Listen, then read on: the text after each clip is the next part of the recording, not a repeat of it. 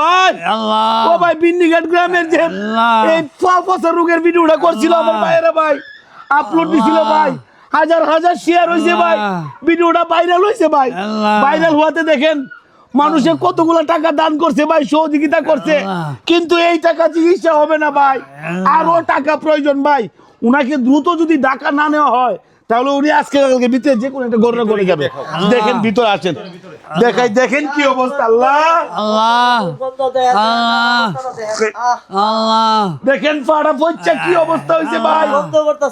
ভাই উনি তো মানুষ ভাই ভাই যদি মায়া লাগে ভাই